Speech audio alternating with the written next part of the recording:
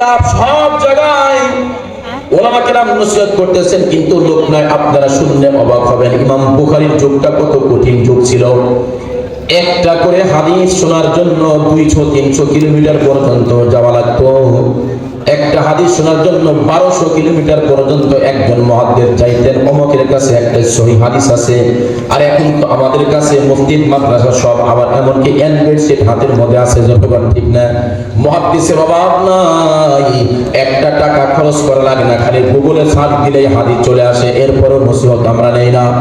সাহাবী পয়গম্বরকে বলে আল্লাহর নবী নসিহত করেন, এমন কিছু উপদেশ দেন যেগুলো আমার জীবনের জন্য পাতে হবে। পয়গম্বর সর্বপ্রথম যে নসিহত করলেন, আপনারা শুনলে আশ্চর্য হবেন। নামাজের কথা বলে নাই, রোজার কথা বলে নাই, যাকাতের কথা বলে নাই। আল্লাহ পয়গম্বর কই যাবে এক নাম্বার উপদেশ দিলাম, লা তাসুববান্না আহাদা, কাউকে গালি দিবা না। সুবহানাল্লাহ। লা তাসুববান্না আহাদা, কাউকে গালি দিবা না, কারো মনে কষ্ট দিবা না, কাউকে খারাপ ভাষায় খারাপ ল্যাঙ্গুয়েজে গালি দিবা না। জীবনের প্রথম সাক্ষাৎ নামাজের কথা নাই, রোজার কথা নাই, হজের কথা নাই। জীবনের প্রথম উপদেশ সাহাবীকে আল্লাহর পয়গম্বর, ওই সাহাবীর জীবনের প্রথম উপদেশ আল্লাহর পয়গম্বর কই যাবে প্রথম নাম্বার নসিহত তোমাকে করলাম, মনে রাখবা মৃত্যু পর্যন্ত, লা তাসুববান্না আহাদান, কাউকে গালি দিবা না। আমরা তো সব সময় মানুষকে গালি দেই, এমনকি বাপ মাকেও গালি দেই, ইমাম সাহেবকে গালি দিতে মোটেও ভুল করি না, যখন ঠিক না। ইমামের কার পটকাইতে চাই, যদি ইমাম সাহেব যদি একটু জোরে হাঁটে, কয় মনে হয় সামনের বাড়ি আজকে দাওয়াত আছে। আস্তে হাঁটলে কয় গতকালকে খাওয়া বেশি হয়েছে। কথা বল না, এই আমাদেরকে দেখতে পারেন না কেন? কোন কি ক্ষতিটা করছি আপনাদের? টুপিওয়ালা দাড়িওয়ালা দেখলে চুলকায় কেন? এই 3 বছর বাংলাদেশে করোনা হলো, পৃথিবীতে আল্লাহ পাক একটা নমুনা দেখাইছেন কিয়ামতে। কথা বলেন, বাপ সন্তানকে দেখতে যায় নাই, সন্তান বাবার লাশ দেখতে যায় নাই, স্বামী স্ত্রীর লাশ দেখতে যায় নাই, স্ত্রী স্বামীর লাশ দেখতে যায় নাই। লাশগুলা রাস্তায় পড়ে থাকছে না দাফন হয়েছে? জোরে বলেন, কারা দাফন করলো?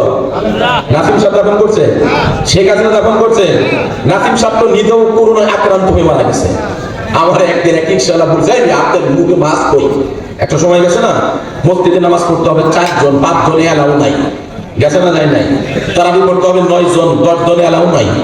No mask, no service, no mask no service, no mask no entry, মানে মাস্ক নাই, কোনো কাজ নাই। আমি বলছি, আপনার রিকশাওয়ালা, আমি আপনার মাস্ক করি। হুজুর আপনি বলতে ইমানই ঠিক নাই। আমি কেন? আমি বলে কিছু হবো না, আপনি বলে যত বলবো চাল তোর, গম তোর, টিন তোর, অগরে ধরবো। কথা বলেন, আমি রিকশার কথা হলো অবাক।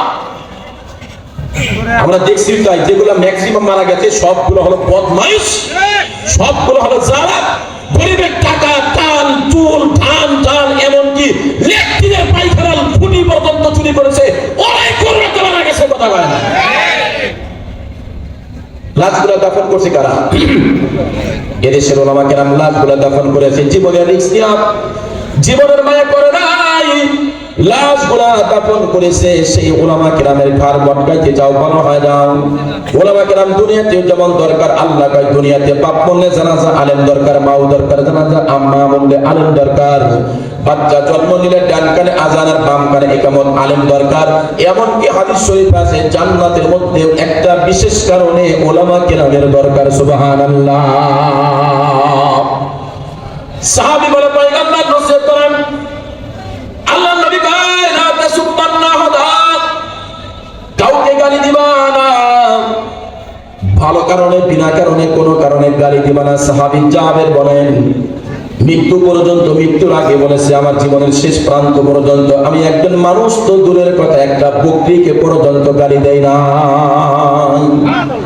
জবানটা কন্ট্রোল করেন, আমলিকা আলাইকা লিসানাক, নিজের জবানকে কন্ট্রোল করেন। পয়গম্বর কা যে 2 চোয়ালের মাঝখানে